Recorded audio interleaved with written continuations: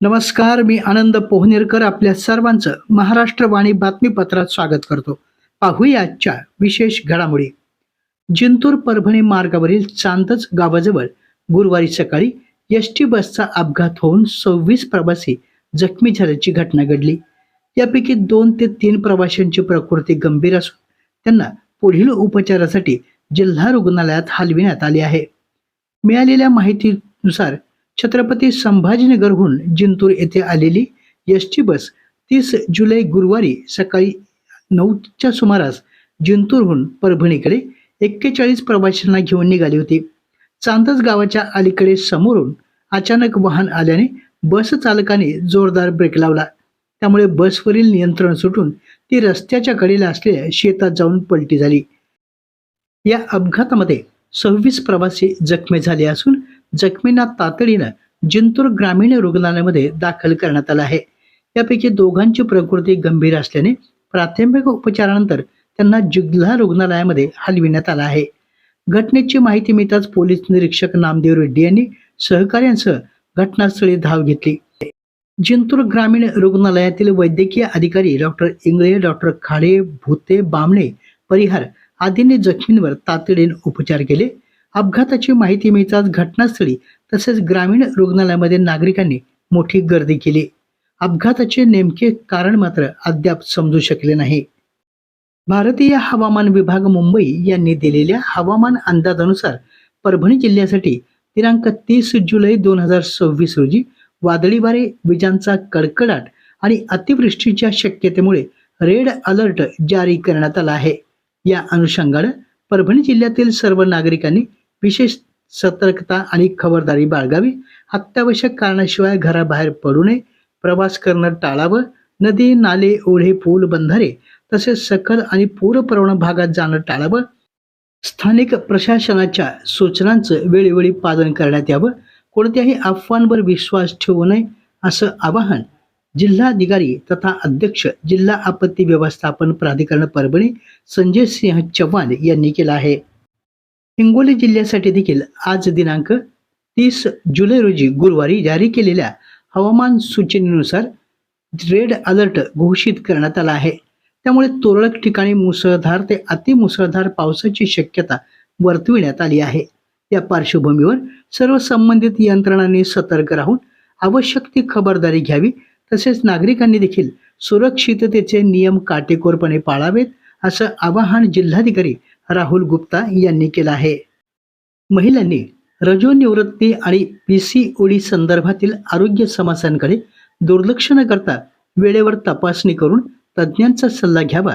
तसेच आरोग्य यंत्रणेने याबाबत व्यापक जनजागृती करून आवश्यक आरोग्य सेवा प्रत्येक महिलेपर्यंत पोहोचवावी असं आवाहन राज्यमंत्री मेघना साकोले बोर्डीकर यांनी केलं आहे. महिलांच्या आरोग्याशी संबंधित रजोनिवृत्ती आणि पॉलिस्टिक ओव्हरी सिस्ट्रोम विषयक आरोग्य सेवा अधिक सक्षम आणि परिणामकारक करण्याच्या उद्देशाने राज्यस्तरीय प्रशिक्षण कार्यशाळेचे उद्घाटन आज गुरुवारी महात्मा गांधी मिशन वैद्यकीय महाविद्यालयाच्या दयान हॉल या ठिकाणी आरोग्य राज्यमंत्री बोर्डीकर यांच्या हस्ते झाले. यावेळी त्या बोलत होत्या. छत्रपती संभाजीनगर येथे झालेल्या या कार्यक्रमात आरोग्य सेवा संचालक डॉक्टर विजय कंदेवाड, राज्य आरोग्य शिक्षण आणि संपर्क विभाग प्रमुख कैलास बाविस्कर यांच्यासह मान्यवर उपस्थित होते. यावेळी बोलताना राज्यमंत्री बोर्डीकर म्हणाले, आपण 14 जानेवारी 2026 पासून राज्यामध्ये आणि देशातले पहिले रजोनिवृत्ती क्लिनिक म्हणजे मेनोपॉज क्लिनिक आणि PCOD क्लिनिक्स की ज्यामध्ये टीनेजर्स मुली ना हार्मोनल इम्बॅलन्समुळे त्रास होत असतो आणि एका वयाच्या टप्प्यानंतर महिलांची जेव्हा मासिक पाळी बंद होते त्यावेळेस महिलासुद्धा शारीरिक आणि मानसिक वेगळ्या फेजमधून जात असतात हार्मोनल इम्बॅलन्स होत असतो म्हणून. तर त्याची वरती योग्य काउन्सिलिंग ट्रीटमेंट ही आपल्या सरकारी दवाखान्यांमधून देण्यासाठी आपण हे चालू केलं होतं.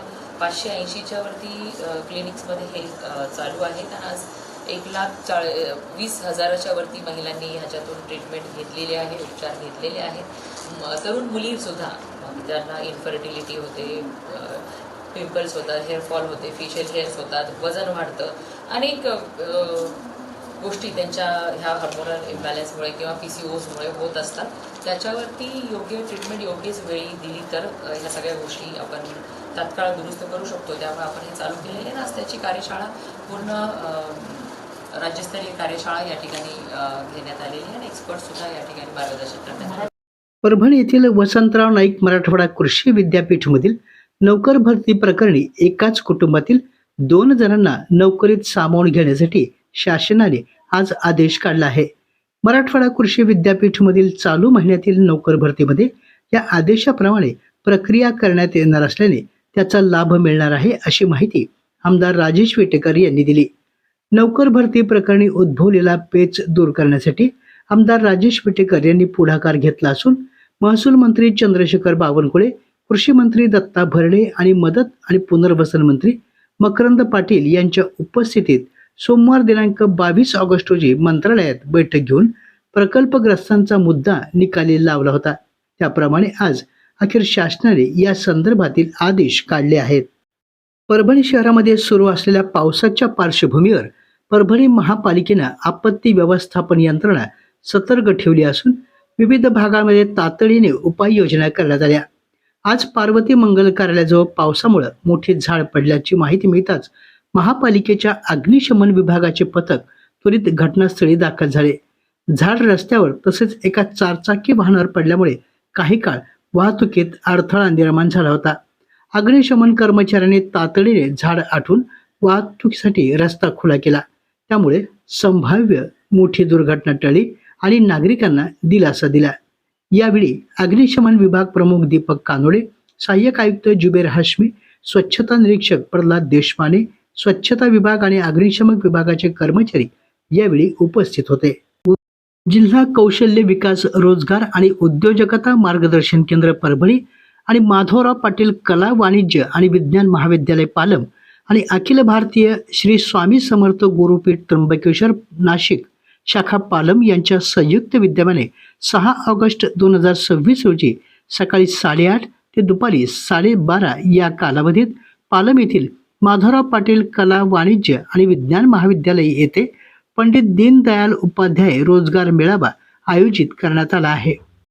या रोजगार मेळाव्यात सहभागी होण्यासाठी उमेदवारांनी महाराष्ट्र शासनाच्या mahaswayam.gov.in या संकेतस्थळावर नाव नोंदणी करावी.